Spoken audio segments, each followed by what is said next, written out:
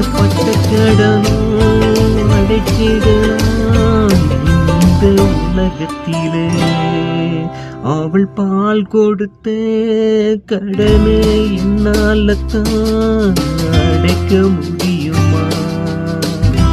நட்ட விதையெல்லாம் வளர்ந்ததாம் பூமரமாகுமே. அவள் விட்டு கொடுத்த ஆசையெல்லாம் உயிராகுமே. பசியே மறைச்சி அவளே சிரிப்பார்.